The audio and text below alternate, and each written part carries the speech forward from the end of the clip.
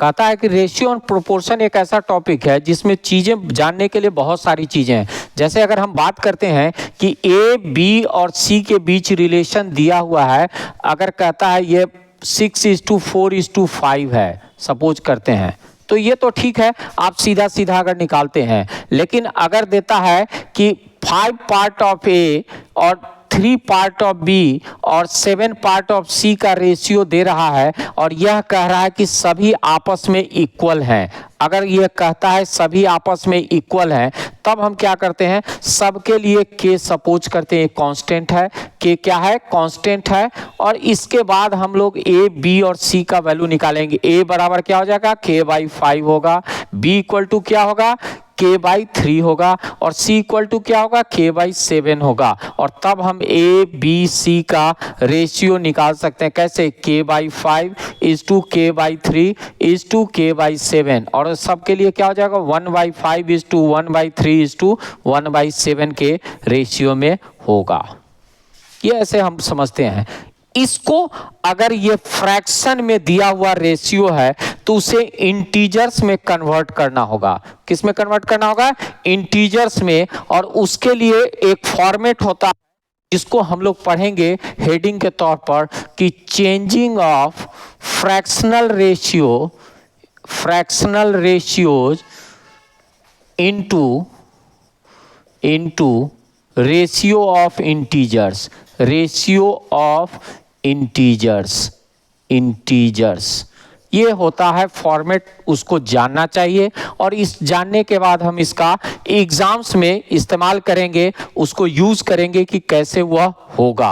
अब कहता है हम इसको पहले समझने की कोशिश करते हैं। अगर A:B:C दिया हुआ है तो उस फॉर्मेट से हम उसे फ्रैक्शनल रेशियो को इंटीजर्स में कैसे कन्वर्ट करेंगे उस पर हम लोग चर्चा करेंगे।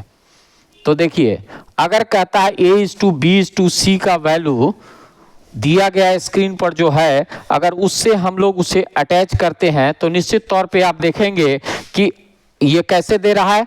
तो A:B:C अगर दे रहा है 1/5 इज टू 1/3 इज टू 1/7, तो first take the LCM of denominators का हम एलसीएम लेंगे। स्टेप 1 में क्या करेंगे, टेक एलसीएम ऑफ डिनोमिनेटर्स, और एलसीएम ऑफ 5, 3, 7 का एलसीएम होगा।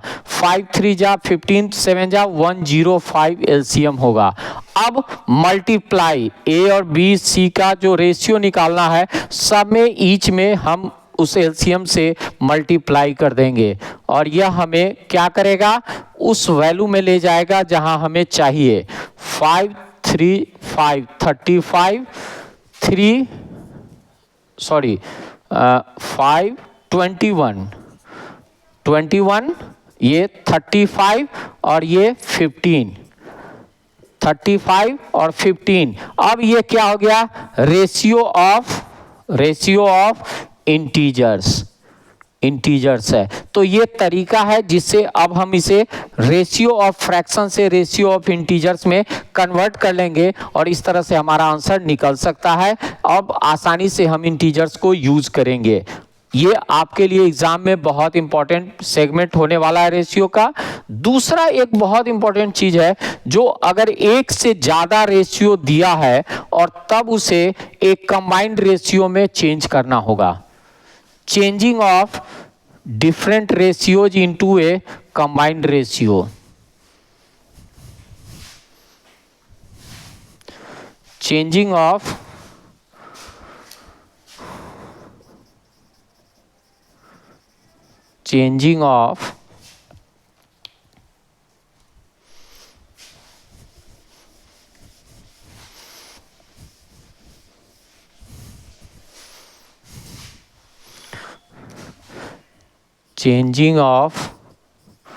different ratios or more than one ratio into combined ratio। एक से ज्यादा रेशियो दिया होगा और उसे हम कंबाइंड फॉर्म में निकालेंगे और वह सिंगल फॉर्म में निकालेंगे, वह रेशियो निकलेगा। जैसे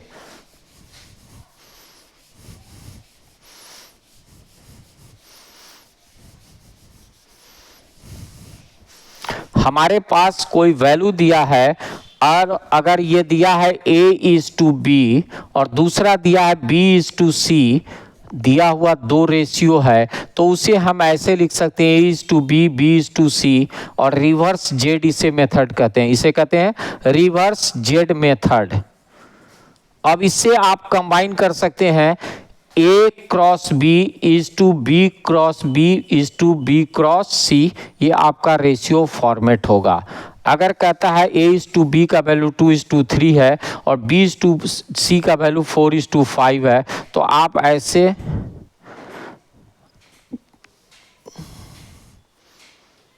ऐसे और ऐसे करेंगे, इसे रिवर्स जेड के मेथड से करेंगे। तो 2×4 3×4 3×3 और ये वैल्यू हो जाएगा A:B:C बराबर 8:12:9।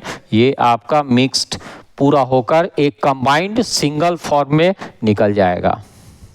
तो अब इससे आप देख रहे हैं कि किसी भी चीज़ को आप निकालने के लिए बहुत आसानी से निकाल सकते हैं और इस तरह से आप आंसर कर सकते हैं। ये कंबाइंड फॉर्म में होगा। अब कहता है दो चीज़ें आप अच्छे से समझिए कि अगर कहता है प्रोपोर्शन की बात, प्रोपोर्शन में क्या होता है, 4 टर्म होते हैं, दो टर्म रेशियो में दिए गए होते हैं, मतलब ये रेशियो ऑफ रेशियोज होता है। प्रोपोर्शन का मतलब रेशियो ऑफ रेशियोज, प्रोपोर्शन का मतलब होता है ratio of ratios. Proportion ratio of ratios ये होता है।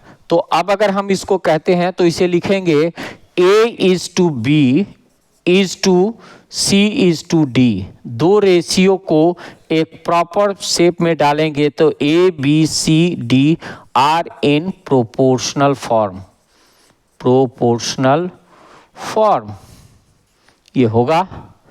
और ऐसी स्थिति में हम लोग कर सकते हैं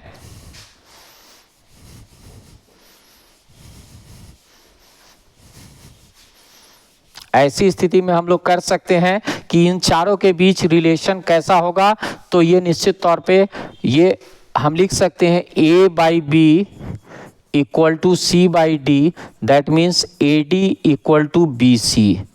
और इसी से यह रूल फॉलो करता है, रूल प्रोडक्ट